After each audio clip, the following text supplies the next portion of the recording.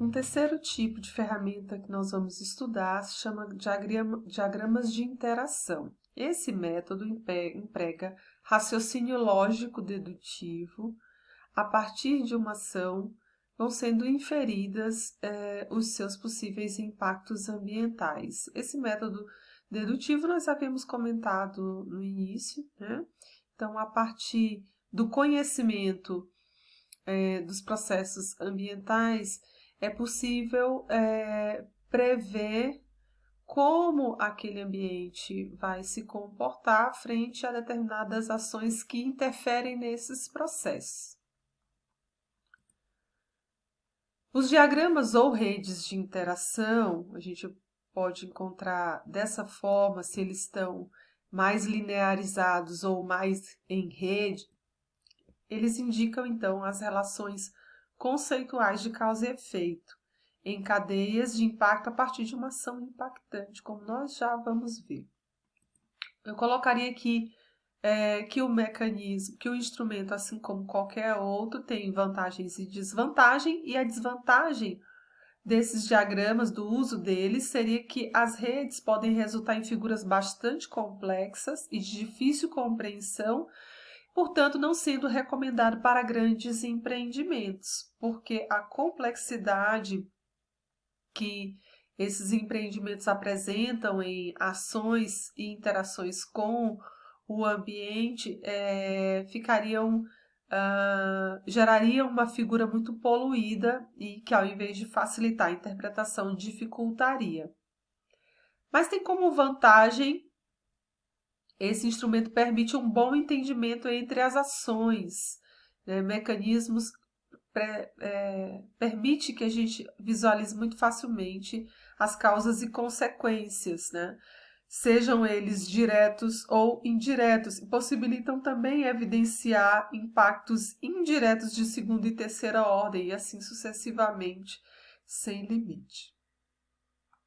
Aqui a gente tem um exemplo de diagrama de interação indicando as consequências do processo de urbanização sobre os processos de escoamento das águas superficiais. Então, a ação é o processo de urbanização, né, promovido por um determinado empreendimento, e ela afeta os processos de escoamento de águas superficiais, e isso gera impactos, né?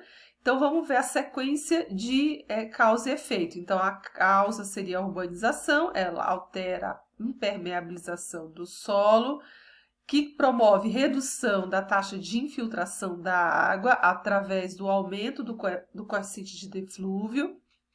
Isso, por sua vez, aumenta o escoamento superficial, promove aumento do aporte hídrico para cursos d'água, que, por sua vez, aumenta rapidamente a vazão dos cursos d'água, que, consequentemente, gera aumento rápido da vazão.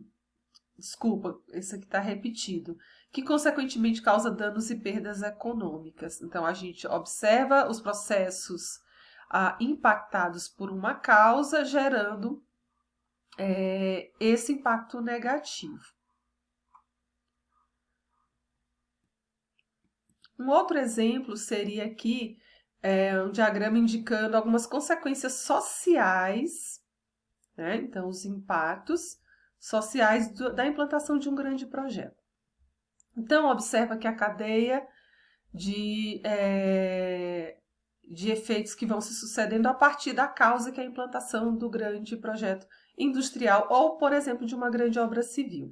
Então, eles promovem a atração de pessoas em busca de empregos e oportunidades, que, por sua vez, vêm ocupar as áreas para a moradia, né, principalmente populações de baixa renda. Lançamento de resíduos sólidos e esgotos não tratados também são impactados, são alterados.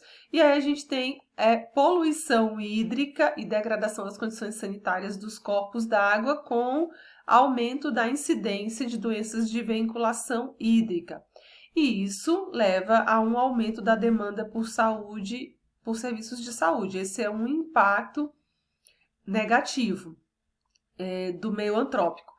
Também essa mesma implantação de grandes projetos atrai mão de obra para a construção e eles também aumentam a demanda por serviços de saúde. Então vejam como, além da gente observar uma sequência de eventos que se sucedem a partir da causa e do efeito, também é possível observar como processos afetados, como diferentes processos ou diferentes aspectos do ambiente afetados podem gerar um mesmo impacto ambiental.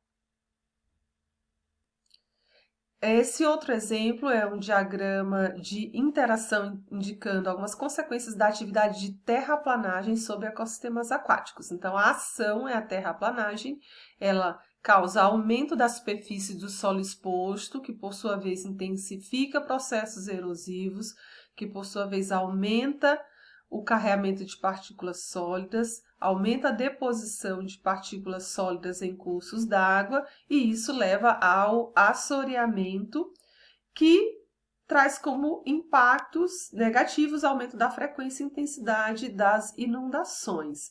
Esse assoreamento também afeta, né, as comunidades bentônicas, que serão então soterradas, causa redução que por sua vez vai impactar a população de peixes, que vai reduzir, a de zooplâncton, também que é afetada pela redução da população de peixes e a própria produtividade primária. Então, nessa sequência aqui, a gente tem que esse aumento do carreamento de partículas sólidas aumenta a quantidade de partículas sólidas em suspensão, que aí vai diminui a transparência da água, consequentemente afeta a produtividade primária, que diminui, que por sua vez vai representar a menor oferta de alimento para o zooplâncton, que vai reduzir, e isso também vai impactar a população de peixes. Então, a população de peixes é impactada pelo soterramento das comunidades bentônicas e pela redução do zoo.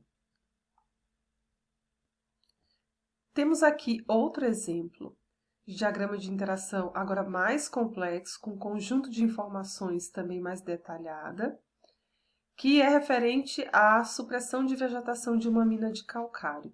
Então, observem, os diagramas de interação também podem ser planejados para detalhar cada uma das ações que um dado empreendimento pode causar no meio. Nesse caso, a ação seria a supressão da vegetação e o empreendimento seria a mina de calcário. Observem aqui os efeitos cadenciados, né, da supressão. Ela promove a perda de maciços florestais na microbacia, que por sua vez expõe o solo com a retirada da cobertura, que por sua vez alteram a dinâmica da água no solo e que por sua vez alteram a taxa de erosão. Essa perda de maciços florestais afeta a fauna e a vegetação da região, certo? E de que maneira a fauna é impactada? A perda de hábitats para eles, né? Macro e microhábitat, através, então, essa perda de microhábitat gera diminuição na oferta de alimentos, perturbação da fauna, deslocamento da fauna, destruição de abrigos, nichos e desovas, pisoteio e atropelamento de animais, com perdas de indivíduos. Então, essas perdas de hábitats, através desses mecanismos, geram alteração da composição e estrutura da fauna.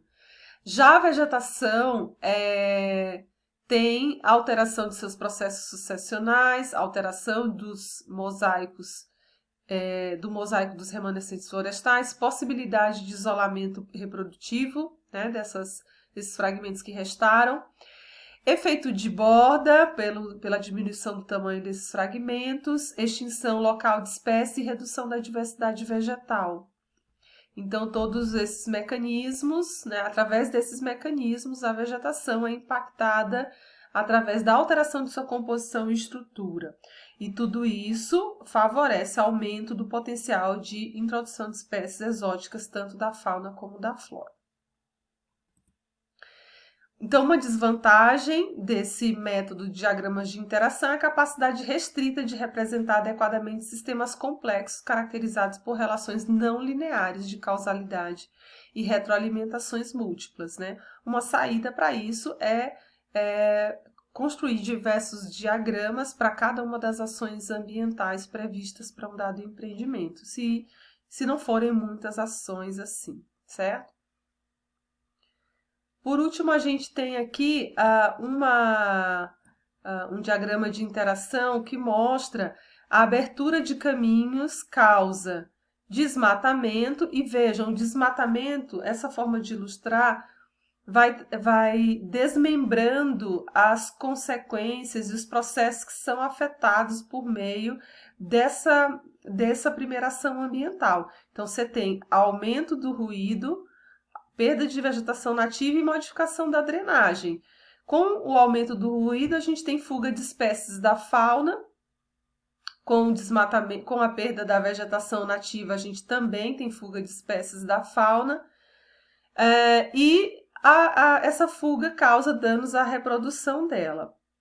A perda da vegetação expõe o solo, isso aumenta os processos erosivos, que também é ocasionado pela modificação da drenagem, que por sua vez também gera aumento do escoamento superficial. Então, através desse tipo de diagrama, a gente consegue fazer essas inter-relações entre diversos processos que são alterados por meio dessa ação ambiental. Aqui, ó, só para fechar, o aumento do escoamento superficial aumenta o transporte de sedimentos. Por último, a gente colocou aqui a sobreposição de mapas temáticos. É uma outra estratégia interessante que pode auxiliar na identificação de impactos relevantes para uma dada área. Então, à medida que os levantamentos de campo e a interpretação de imagem produzem mapas com escalas cada vez mais precisas, torna-se possível sobrepor mapas temáticos e simular a implantação do empreendimento em diferentes localizações e identificar os impactos em cada situação apontada no mapa síntese. Então, essa estratégia ela é interessante para identificar alternativas locacionais para o empreendimento e também, com essa visualização de mapas sobrepostos, alguns impactos podem ser identificados mais facilmente, sem a necessidade da ida a campo, né, em alguns casos. Então, a gente tem um exemplo aqui de um programa em que você consegue observar os mapas e você vai sobrepondo os mapas com as informações de interesse que seriam relevantes para o empreendimento. Então, aqui é o mapa de Goiânia, aqui ó, a gente tem plotado os bairros, áreas de deposição, em vermelho, depois pontos de deposição, enfim.